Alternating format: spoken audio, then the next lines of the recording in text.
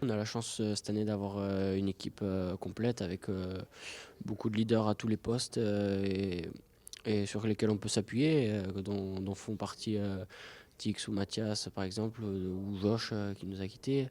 Voilà, c'est un partage des rôles. Voilà, le capitaine essaie juste de coordonner le reste, mais voilà, le plus important c'est de prendre l'expérience et le ressenti de chacun et après essayer de le ramener à l'équipe et en fonction des besoins, quoi.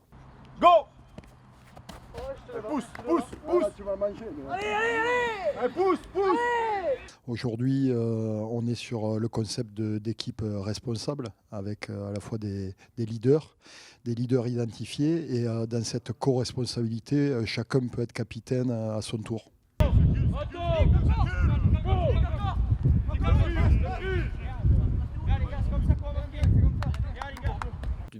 Depuis 2-3 ans, on a des réunions quotidiennes avec les équipes de France pour se préparer sur les leaders, sur comment fonctionner avec l'équipe, sur les choix tactiques, stratégiques, mais aussi la vie en dehors du groupe. Du coup, c'est quelque chose qui est préparé en amont depuis plusieurs années. En club, on en parle aussi, même si j'ai un statut un peu différent en club où je suis un peu plus le petit jeune, mais j'essaie aussi d'apprendre des plus grands et de mon capitaine en club et voilà, essayer de voir ce que je peux tirer pour l'utiliser ici.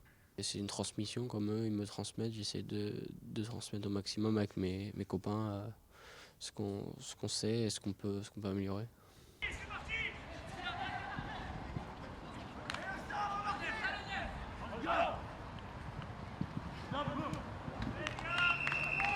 Après, c'est à chaque équipe d'adopter quelques réglages par rapport à ses forces et à ses faiblesses. Et là, en fait, cette équipe-là n'a pas eu de warm-up, de match de préparation en amont. Et effectivement, donc, ils marchent à tâtons. Et de match après match, on maîtrise toujours plus le projet. Et c'est vrai que c'est intéressant de voir cet échange entre eux qui fait que petit à petit, ils s'approprient leur projet. Le système ne repose pas sur une personne et je crois que le projet est ainsi fait pour faire en sorte que tous les joueurs performent en étant acteurs et auteurs du projet, comme se plaît à le dire souvent Didier Retière. Et il faut, par ces démarches-là, qu'on arrive à faire que chacun soit un moteur de cette équipe.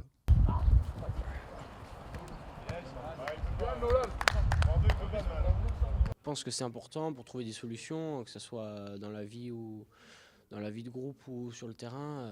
Chacun se passe le relais sur son secteur, son domaine.